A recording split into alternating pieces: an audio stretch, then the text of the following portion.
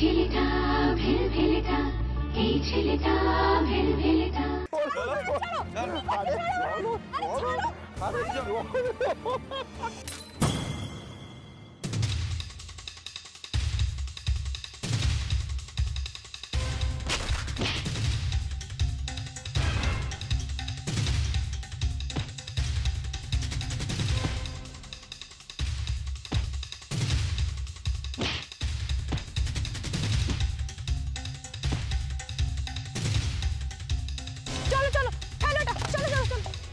তবে আমার দাদু ভাই আমাকে না বলে সারা রাত এরকম বাইরে থাকবে না, কথা আমি নিশ্চিতভাবে বলতে পারি।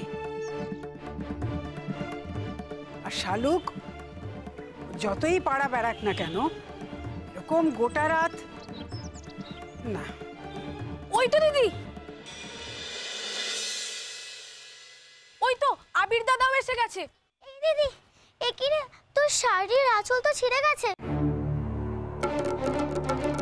তোর মুখ হাতে তো রক্ত শুকিয়ে কালো হয়ে গেছে রে দিদি। তোর কি হয়েছে রে দিদি? আবির দাদা, তোমরা কোথায় গেছিলে গো? তোমারও তো নাকে লেগেছে দেখতে পাচ্ছি। কোথায় গিয়েছিলে আবির? আরে সব কি কাটা ছেঁড়া? কোথায় গিয়েছিলে তোমরা? এই শালুক, কই গেছিলি? কই গেছিলি? একদম চুপ করে থাকবি না, আমার কাছে কইতে হইব কোথায় গেছিলি। কি মা, তখন তো আমাকে খুব বললেন, হ্যাঁ? এখন দেখছেন তো গেছিল কিনা? এই তোরে ওই ফ্যাশি করে রাখলাম। সারা এদিকে আয় তুই আজকে, হ্যাঁ? কই গেছিলি তুই? হ্যাঁ, কি ভাবছস? কি ভাবছস কি তুই নষ্ট হইছস? তুই ভালা সাওয়াল তেরে পর্যন্ত নষ্ট করতেছস, হ্যাঁ? পুতুল নাচ দেখতে গেছিলি তুই? পুতুল নাচ তোরে আমি দেখাবো পুতুল নাচ।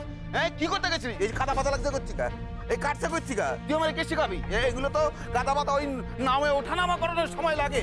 এগুলো কি করে হইছে? কি করে হইছে? আই তুই আমার দিকে তাকা, কথা কও। তুই নিজে গেছস, তুই মর আমার কিছু আসছে না। তুই বালা সাওয়ালটা নষ্ট করতেছস, জায়গা নিয়ে গেল বাবা। হ্যাঁ, বালা সাওয়ালটা আমাকে বাড়িতে বেড়াইতে এসে হর যদি এখন বিপদে বিরাট হয় তখন কি হইব? কে দেখবো? হ্যাঁ, ওই কই গেছিস ক? কই গেছিস ক? মার মার মাইরা ফেলা, আজ আমি তখন কিচ্ছু কমো না। মাইরা ফেলা, ও যখন রাত্রে বাইরে কাটে এলো, আজ আমি কিচ্ছু কমো না। মার মার তোরা, মার মার।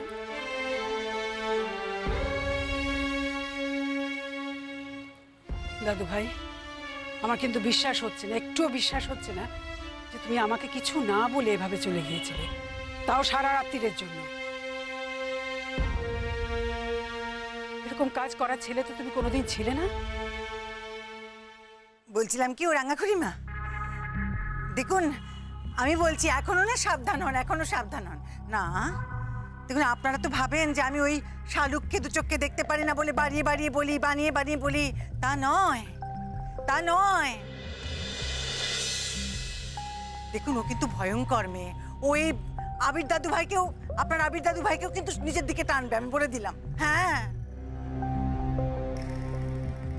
ওকে যে দেখেনি, ওকে যে চেনে না, সে বুঝতে পারবে না, কিচ্ছু বুঝতে পারবে না। আমরা ওকে হাড়ে হাড়ে চিনি তো, তাই আমরা জানি যে কতখানি মিটমিটে শয়তান। না খুড়িমাই, আমি কই গেছিলি ক? সেটি কই গেছিলি ক? তোরে বারবার করে কইছিলাম না আইস তোরে দেখতে আইবো, বাসার বাইরে এক পাও রাখবি না। হ্যাঁ, কথা কানে যায় না। হ্যাঁ, আবার কাইজা কুইজা আইছ। হ্যাঁ, ওখানে সামনে আমার মাথা কান হেড করানোর লিগা। হ্যাঁ, ওকে ছেড়ে দিন মানিক কাকা।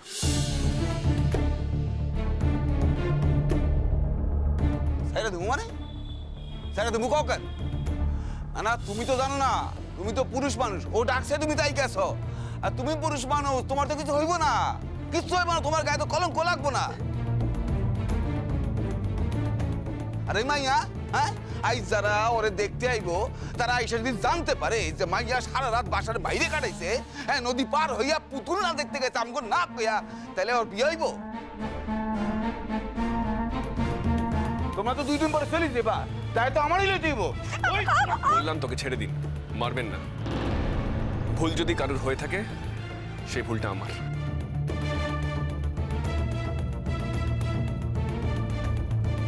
দাদু ভাই, শালুক অন্যায় করেছে, ওর মামা ওকে শাসন করছে, তুমি এর মধ্যে কথা বলতে এসো না। না যান, অন্যায় শালুকের হয়নি,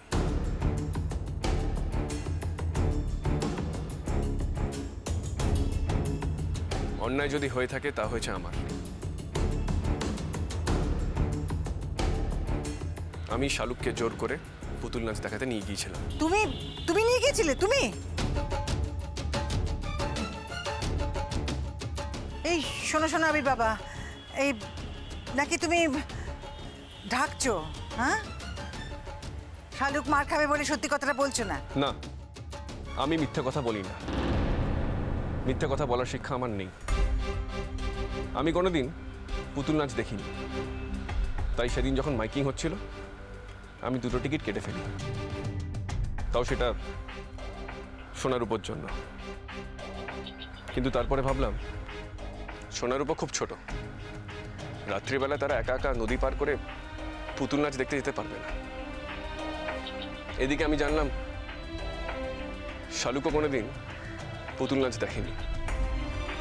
ওর বন্ধুরা ওর সামনে পুতুল নাচের টিকিট কাটছিল, আর ও আমাকে কাঁদতে কাঁদতে এসে বলেছিল ওর যেদিন টাকা হবে সেদিনও পুতুল নাচ দেখতে যাবে। আর তখন আমি ঠিক করলাম শালুককে নিয়ে পুতুল নাচ দেখতে যাব।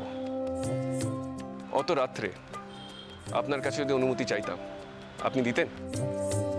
দিতেন না। ভুল করেছি, আমি জানি আপনার কাছে অনুমতি চাওয়া উচিত ছিল। শালুক কিন্তু অত রাত্রে যেতে চাইনি, আমি ওকে জোর করে পুতুল নাচ দেখাতে নিয়ে গেছিলাম। তাই এর জন্য যদি কোনো শাস্তি হয় তাহলে সেই শাস্তিটা আমার প্রাপ্য, শালুকের নয়।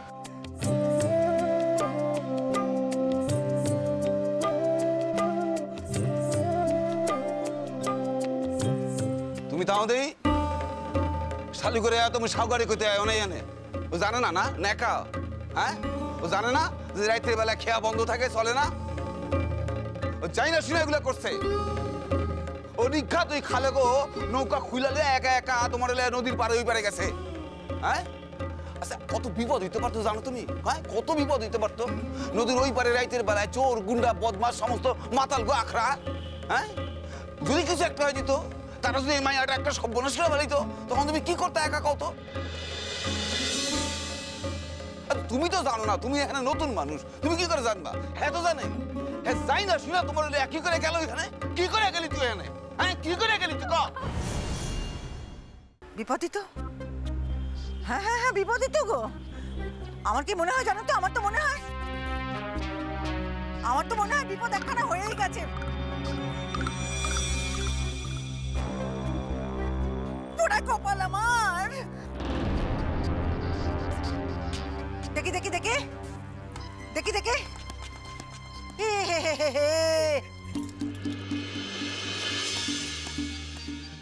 ও মা, মা, কি আপনার নাতনি তো দেখছি কাপড় চাপড় ছেঁড়া নোংরা, এই দেখুন হাতে আঁচড়ের দাগ কত। ও মা, বলি কি কোনো অঘটন ঘটলো না তো? না না, আমাদের কোনো সর্বনাশ হলো না তো? হে রাক্ষসের স্বর, আমরা গরিব গেরস্ত মানুষ, তুমি আমাদের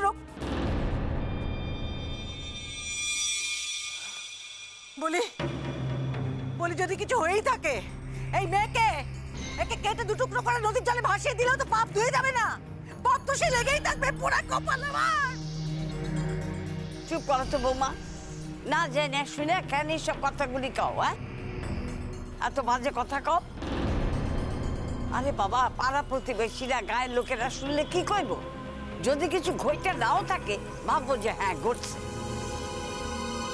দাঁড়াও সোনা দিদি, আমি কথা বলছি দাদু ভাইয়ের সঙ্গে। কি হয়েছিল কাল? হ্যাঁ, এটা ঠিক।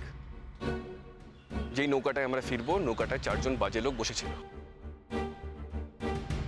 শালুক নৌকাটায় উঠতে গিয়ে তাদের খপ্পরে পড়ে। তাদের মধ্যে একজন শালুকের হাত ধরে টেনে নিয়ে চলে যাচ্ছিল, আর বাকি 3 জন পাহারা দিচ্ছিল। আমার তাদের সঙ্গে লড়াই হয়, কিন্তু ওরা আমাদের কোনো ক্ষতি করতে পারেনি। পালিয়ে গেছিল ওরা। এই ধস্তাধস্তির জন্য আমার আর শালুকের গায়ে নখের আঁচল লাগে। কাজটা তুমি ভালো করলে না আবির। এতদিন পর এই সোনা দিদির বাড়িতে এসে এই প্রথম তুমি আমার মাথা হিট করলে। তুমি জানো আর অনেক বড় বিপদ হতে পারতো, তোমার কিচ্ছু করার নাও থাকতে পারতো, তুমি জবাবদিহিও করতে পারতে না, এমনকি তোমাদের প্রাণও চলে যেতে পারতো। একটুও ভাবলে না এসব কথা যাওয়ার আগে? একটুও না? আবির, এসব কাজ করা তো তোমার স্বভাবের বাইরে। এখানে এসে কি ঘটলো, এমন কি ঘটলো যে তোমার স্বভাবটা বদলে গেল? জান, আমি বুঝতে পারিনি যে একটা পুতুল নাচ দেখতে যাওয়াতে এত বড় একটা অন্যায় হয়ে যেতে পারে। আমার বলে যাওয়া উচিত ছিল, ভুল করেছি, কিন্তু আমি মিথ্যে কথা বলি। আমি না বলে গেছি কারণ আমি বুঝতে পারিনি যে এত বড় একটা বিপদ হয়ে যেতে পারে। দাদু ভাই, তোমার কোনো দোষ নাই। তুমি তো জানতো না এখানকার মানুষজন কেমন। যত দোষ ওই মেয়েটার, সমস্ত দোষ ওই মেয়েটার। সে তো জানতো এখানকার মানুষজন কেমন। এত রাত্রে নদীর ওপারে যেমন যায় না, ও জানতো না? ভালো করে জানতো। কেন কয় নাই তোমার? কেন কয় নাই? যাক, ভগবানের আশীর্বাদে তোমরা যে বাড়িতে ফিরে আসছো এই যথেষ্ট। বিপদটা একটা হইতে পারতো। এরপরে আমি চুপ মেরে বয়া থাকুক? আমার কোনো মেরুদণ্ড নাই না? হ্যাঁ কি না? আমার দিদির মাইয়ারে মাথায় লইয়া আমি নাচুম? হ্যাঁ কি না? তোর মায় মইরা গেছে না? হ্যাঁ তোর মায় মইরা গেছে, তোর বাপে আরেকখান বিয়া করে চলে গেছে, আর তোরে আমি এখানে মানুষ করতেছি। তোর থাকুনের কোনো জায়গা নাই। আরে মারো মারো, চারটি বেশি মারো আজকে। ও মুখের কথায় কাজ হয় না ওর, জানো না তুমি? কথায় বলে না, লাঠির ঠেকি চড়ে ওঠে না। দাও দুঃখ হচ্ছে করে। আর কথা চালাবি? তোর লিগে কি আমার পোলা মাইয়া শেষ হবে নাকি?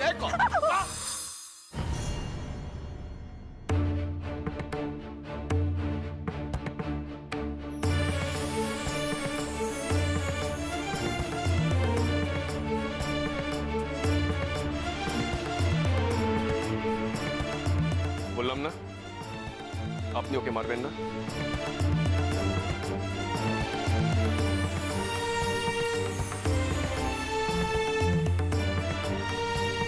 এই তুমি এর মধ্যে ঢুকতেছো কেন? হ্যাঁ আবির, আপনাকে তো বললাম আপনি ওকে মারবেন না। আরেকবার যদি আপনি ওকে মারেন তাহলে কিন্তু একটা মেয়েকে নিগ্রহ করার দায় আপনি পড়ে যাবেন।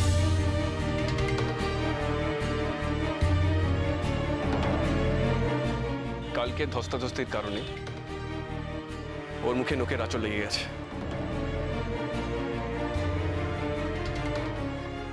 আর তার জন্য আপনি রেগে যাচ্ছেন। এখন ওকে আপনি মারছেন, ওর কি আপনি কিছু ভালো করছেন? না, ক্ষতি করছেন।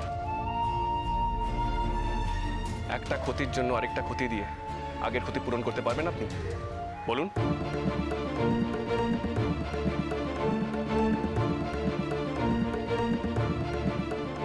পারবেন না। যদি না পারেন তাহলে মারবেন, কারণ যতবার আপনি ওকে মারছেন ততবার আমার মনে হচ্ছে এই মারটা আমার পাওনা। আপনি আমাকে মারতে পারবেন না বলে ওকে মেরে নিজের গায়ের জ্বালা মেটাচ্ছেন, তাই তো?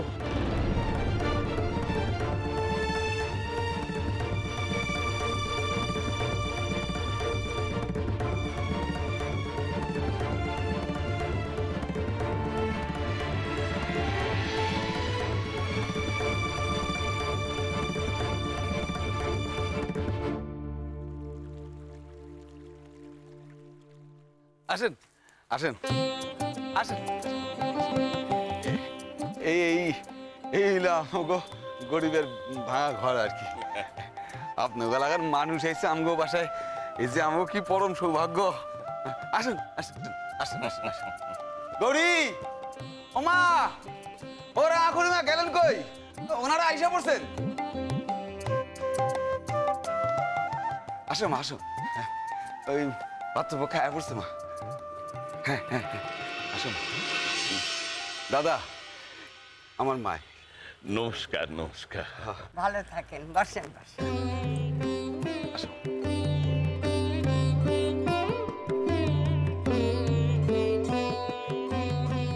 আর এই যে আমার স্ত্রী।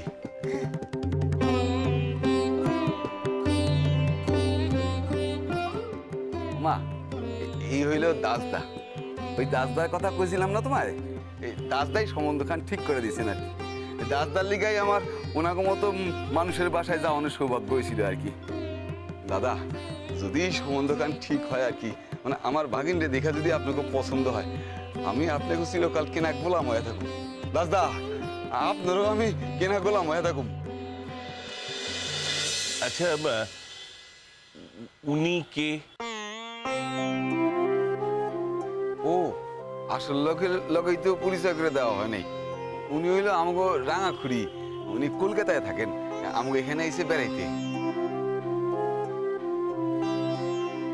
আপনার নিজের খুড়ি? না না, বাংলাদেশে পাশাপাশি বাড়িতে থাকতাম আমরা। আমার সন্তানদের থেকে কিছু আলাদা করে দেখিনি কখনো মানিককে। আর দিদিও আমার সন্তানদের নিজের সন্তান বলেই জেনেছেন চিরকাল। রক্তের সম্পর্কে আমরা কেউই কিছু না, কিন্তু রাঙা বউকে আমি আমার পরম আত্মীয় বলে সবসময় মনে করি। জানেন তো দাদা, ওনারা কিন্তু খুব বড় লোক, খুব বড় লোক। আমাদেরকে এরকম দেখে, এরকম বাড়িঘর দেখে ভাববেন না যে আমাদেরও চিরকাল এমনটাই ছিল। আসলে ওই ওদেশ থেকে এদেশে পার হয়ে এসে সবকিছু নতুন করে করা তো, সেই জন্য আর কি সবকিছু প্রথম থেকে শুরু করতে হলো। এই যে রাঙা খুড়িমা, এরা কিন্তু মস্ত বড় লোক। এদের সেই কলকাতায় বিরাট বড় বাড়ি, আর ওনার ছেলেরা খুব বড় বড় চাকরি করে, জানেন তো। রাঙা খুড়িমা তো বলেছেন যে আমাদের বাড়ির মেয়ের বিয়েতে উনি নাকি সমস্ত খরচ খরচা করবেন না গো। বুঝতেই পারছেন দাদা, বড় লোক মানুষের হাত তো। এইসব কথা এখন কেন কইতেছ বৌমা? অনেক তো একটা সময় আছে। ওনারা মাইয়া দেখতে আসছেন, আগে মাইয়া দেখুক, পছন্দ হোক, তারপর না কথা।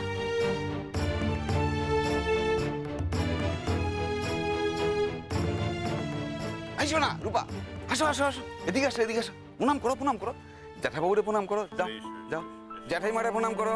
হ্যাঁ হ্যাঁ, থাক। করো করো। ওই যে দাস জেঠুরে প্রণাম করো। হ্যাঁ হ্যাঁ হ্যাঁ হ্যাঁ হ্যাঁ, যাও। ওই ছেলেটিকে? ও আবির, আবির আবির, ও তো আবির, ওই রাঙা খুড়িমার নাতি। আবিরই তো কলকাতা থেকে রাঙা খুড়িমাকে নিয়ে এসছে, জানেন তো দাদা। ও দিদি, আমার ছেলেমেয়েরা না সব আবিরটা বলতে একবার অজ্ঞান গো, অজ্ঞান। হ্যাঁ, মানে আমার ভাগিনা তাই আর কি, একেবারে দাদার লাখান দেখে, একবারে জানি নিজের দাদা আর কি। কি করো তুমি? লেখাপড়া? হ্যাঁ, কি পড়ো? সেকেন্ড ইয়ারে পড়ি। হ্যাঁ, মানে লেখাপড়ায় খুব ভালো, কোনোদিন প্রথম ছাড়া দ্বিতীয় হয় নাই। এনারাই তো আমগো সব আত্মীয় স্বজন। হ্যাঁ, বংশ কইলে মানে বংশ খুব উঁচা বংশ আর কি। আর এই বংশের কথা কইতে গেলে তো মানে আপনি বলে আমাকে কোনো অমানন হয় না, কিন্তু যদি অর্থের কথা কইতে চান তাইলে আমরা আপনার থেকে অনেক পিছিয়ে আছি। আরে মানিক, তুমি আগে থেকে অর্থ নিয়ে কথা কইতেছো কেন? আরে একদিন তোমার ভাগ্নিরে আনো, দেখাও, নাগো যদি পছন্দ হয় তাহলে কোনো দিকে আটকাইবো না, চিন্তা করো কেন? মেয়েকে নিয়ে আসুন আগে দেখি। আপনি যেদিন আমাদের বাড়ি গেছিলেন সেদিন যা বলেছিলাম আজও তাই বলছি। মেয়ে যদি আমাদের পছন্দ হয় তাহলে আমাদের আটকাবে না। সামনের যে বিয়ের দিন পাবো সেই দিনে আমরা বিয়ে দেবো। আমাদের ঘরে বউ খুব তাড়াতাড়ি দরকার। ছেলেরে আনলেন না কেন? আমরা একটু দেখতে পারতাম। আর ছেলে মেয়েকেও দেখে যেতে পারতো। তাই তো, আজকালকার দিনে ছেলে মেয়েরা না দেখে কি আর বিয়ে করে? আপনাদের ছেলে আমাদের মেয়েকে এসে দেখে যেত, আমাদের মেয়েও আপনাদের ছেলেকে দেখতো, ভালোই হতো। ভবিষ্যতে আর কেউ কাউকে কথা শোনাতে পারতো না। দেখুন, আমরা আমাদের ছেলেকে সেই শিক্ষা কখনো দিইনি। আমরা যদি গিয়ে বলি আমাদের মেয়ে পছন্দ হয়েছে, ছেলে আমাদের সেই পছন্দই মেনে নেবে। তার কারণ সে জানে তার মা বাবা তার ভালো বই মন্দ কখনো করবে না। সবই তো বুঝলাম, কিন্তু দুইজনকে দেখলে ভবিষ্যতে আর কোনো কথা উঠতো না। আজকাল কি আর একেবারে না দেখে বিয়ে হয়?